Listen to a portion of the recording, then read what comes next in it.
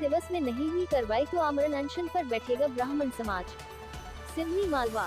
विगत 3 माह पहले मीडिया कर्मी उमाशंकर चंद्रायन की हुई हत्या के बाद अब तक आरोपियों की गिरफ्तारी नहीं होने के विरोध में दिन बुधवार को सर्व ब्राह्मण समाज ने गृह मंत्री नरोत्तम मिश्रा के नाम तहसील कार्यालय में नायब तहसीलदार महिमा मिश्रा को ज्ञापन सौंपा। सर्व ब्राह्मण समाज के अध्यक्ष विकास पाठक ने बताया कि उमाशंकर चंद्रायन की मौत के बाद शिवपुर थाने में हत्या का मामला दर्ज किया गया है, परंतु 3 माह बीत जाने के बाद भी अभी तक किसी की भी गिरफ्तारी नहीं की गई है। ब्राह्मण समाज में एक गुस्से का माहौल है। जल्द से जल्द गिरफ्तारी की मांग को लेकर गृह मंत्री के नाम ज्ञापन सौंपा गया है। वहीं ब्राह्मण समाज के पूर्व अध्यक्ष समीर शर्मा और संतोष पारिक ने बताया कि समाज के द्वारा गिरफ्तारी की मांग करते करते बहुत समय हो चुका है। अगर अब 7 दिवस के अंदर कोई ठोस कार्रवाई नहीं की जाती है तो सर्व ब्राह्मण समाज आमरण अनशन पर बैठेगा, जिसकी पूर्ण जिम्मेदारी शासन प्रशासन की होगी। इस अवसर पर ब्राह्मण समाज के अध्यक्ष विकास पाठक, पूर्व अध्यक्ष समीर शर्मा, संतोष पारिक, दीपक पालीवाल, अमित शर्मा, पंकज शर्मा, राजा तिवारी, बंटी शुक्ला, शिव पंचोली सहित कई लोग उपस्थित रहे। Photo number 1, Seoni Malwa. क्या मांग की गई है? आज सर्व ब्राह्मण समाज की ओर से जो ज्ञापन दिया गया है, शासन को अवगत कराया कि पूर्व में भी इस विषय में ज्ञापन दे चुके हैं। हमारे मित्र और समाज से भी श्री स्वर्गीय उमाशंकर जी चंद्रकांत एक पत्रकार थे, सामाजिक बंधु थे, उनकी रहस्यमय हत्या हुई। उस विषय में आज पुनः शासन को अवगत कराया कि इसकी जांच अभी तक क्यों नहीं हुई और दोषियों को सजा क्यों नहीं हुई। आज सर्व ब्राह्मण समाज बड़ा व्यथित है और चिंतित है कि ऐसे समाज सेवक के साथ ऐसी घटना क्यों हुई और प्रशासन अभी तक मौन क्यों। इसमें हमारे समाज के वरिष्ठ लोगों ने गृह मंत्री जी को भी अवगत कराया, इसके बावजूद भी अभी तक कोई कार्रवाई नहीं की गई। उसी उपलक्ष्य में आज पुनः शासन को हमने ज्ञापन दिया और शासन से निवेदन किया कि इसकी निष्पक्ष जांच कर दोषियों को सजा दी जाए। ज्ञापन दिया गया है, क्या मांग की गई है? हमारे मित्र वरिष्ठ पत्रकार स्वर्गीय चंद्रायन जी, जिनकी फरवरी माह में 14-15 फरवरी के करीब एक संदेहास्पद मृत्यु हुई, उसको पुलिस प्रशासन पहले तो अपनी नाकामी छुपाने के लिए उसको आत्महत्या बताता रहा। जब बाद में बिसरा की रिपोर्ट और अन्य सारी रिपोर्टें आई, उसके बाद उन्होंने हत्या का केस दर्ज किया। मैं ये कहता हूं कि एक पत्रकार के साथ जिसने समय समय पर शासन और प्रशासन दोनों की मदद की, पूरे समाज के लिए कार्य किया, अगर उसके लिए हम लोगों को ज्ञापन देना पड़ रहा है तो ये बड़े शर्म की बात है कि प्रशासन अभी तक इस हत्या का खुलासा क्यों नहीं कर पाया। अगर आम जन के साथ ये होगा तो वो कहाँ तक आवेदन देगा, कहाँ तक ज्ञापन देगा, कौन सुनने वाला है उसकी, जब एक पत्रकार की नहीं सुन पा रहे हैं। आगे अब क्या मांग की है? हमने ये मांग की है कि 7 दिवस के अंदर अगर इसका खुलासा नहीं किया गया या आप किसी मुद्दे पे नहीं पहुंचे, आप कोई ठोस सबूत पे नहीं पहुंचे, तो हमको फिर मजबूर होकर आमरण अनशन करना पड़ेगा, आंदोलन करना पड़ेगा। समाज के वरिष्ठ सदस्य मीडिया प्रभारी उमाशंकर चंद्रायन जी जो फरवरी माह में रहस्यमय रूप से हत्या की गई है, उसके खुलासे के लिए, उसके दोषियों को गिरफ्तार करने के लिए आज हमने हमारे जिला अध्यक्ष जितेंद्र ओझा जी के आह्वान पर, सिवनी मालवा के समाज के आह्वान पर आज हमने ज्ञापन दिया है और प्रशासन से मांग की है 7 दिवस के अंदर इस पूरे हत्याकांड का खुलासा नहीं किया जाता है और दोषियों को गिरफ्तार नहीं किया जाता है तो पूरे प्रदेश में आंदोलन क्रमबद्ध रूप से कोविड की गाइडलाइन का पालन करते हुए इस विषय को लेकर ज्ञापन दिया गया है, क्या मांग की गई है? उमाशंकर चंद्रायन का रहस्यमय ढंग से उनकी हत्या हुई है। 13 और 14 तारीख के दरमियान में फरवरी में वो मिसिंग हुए। उसके बाद मोटरा के पास उनका देह मिला। उसके कारण पूरे नगर में, पत्रकार जगत में, ब्राह्मण समाज में, अन्य सभी समाज में एक आक्रोश व्याप्त। शासन प्रशासन के माध्यम से जो कार्रवाई हो रही है, उस कार्रवाई की एक लंबी अवधि होने के कारण ब्राह्मण समाज में, पत्रकार जगत में और सिवनी मालवा के लोगों में भी ज़बरदस्त आक्रोश है।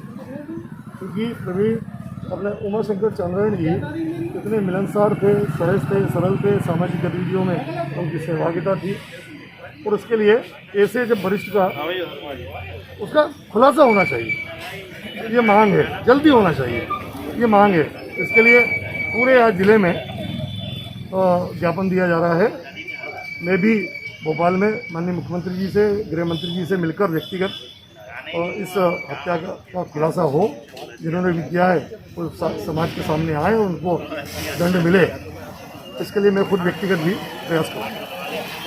ग्राम भरलाया और धामिया के बीच आज एक लाश नजर आने के बाद हड़कंप मच गया, जिसे देख कुछ ग्रामीणों ने शिवपुर पुलिस को सूचना दी। सूचना मिलते ही मौके पर पहुंच पुलिस ने शव की शिनाख्त मेहरबान सिंह राजपूत ग्राम बिसोनी कला के रूप में की। शिवपुर थाना प्रभारी मोनिका सिंह ने बताया कि अभी जांच चल रही है। हत्या या आत्महत्या का कारण अभी स्पष्ट नहीं है, जांच के बाद ही कुछ कहा जाएगा। वही प्रत्यक्षदर्शियों ने बताया कि लाश 1 या 2 दिन पुरानी लग रही है, वही चोट के निशान भी है, जिसको देख प्रथम दृष्टया मामला हत्या का लग रहा है। बता दें कि पीएम और एफएसएल टीम की जांच के बाद ही स्पष्ट हो पाएगा कि मृतक मेहरबान सिंह राजपूत की मौत कैसे और किन कारणों के चलते हो पाई है। राष्ट्रवादी विचारधारा के साथ 370 की समाप्ति एक सच्ची श्रद्धांजलि। बलिदान दिवस के रूप में मनाई डॉक्टर मुखर्जी की पुण्यतिथि।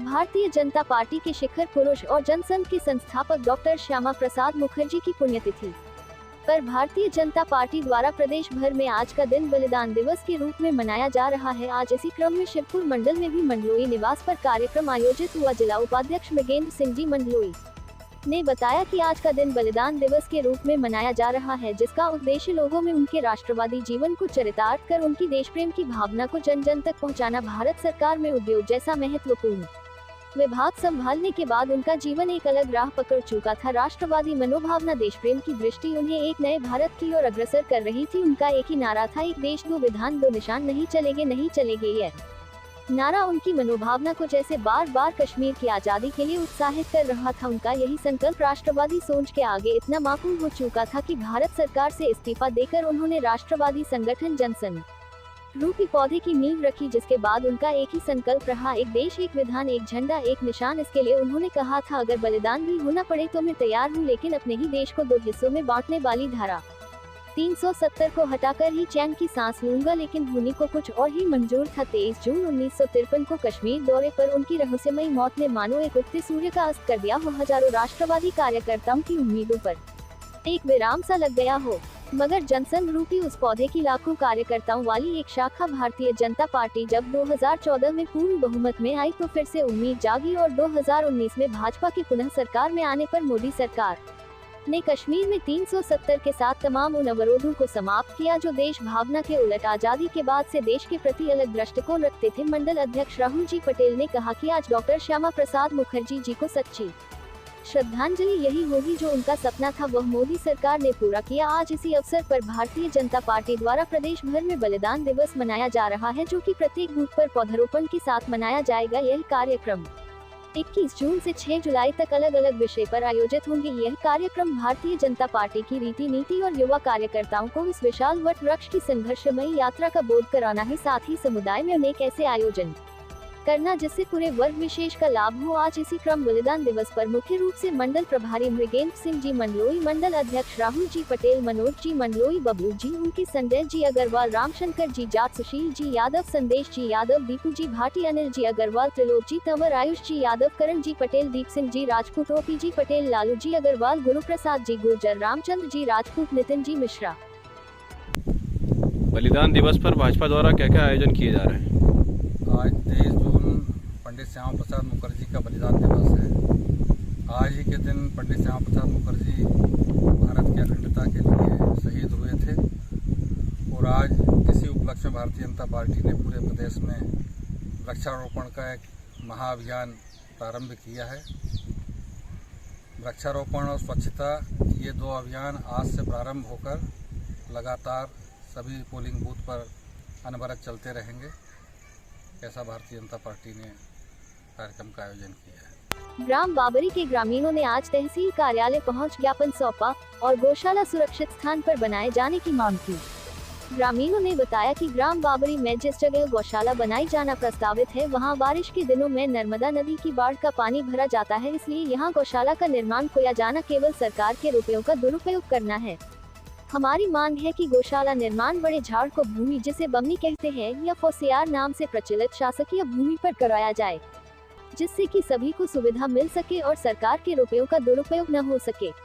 बता दें कि इस अवसर पर द्वारका, सीताराम, राजू, संजय, देवीलाल, रामनाथ, नर्मदा प्रसाद, बलराम, अनिल, बसंत, सुनील सहित अन्य ग्रामीण उपस्थित थे।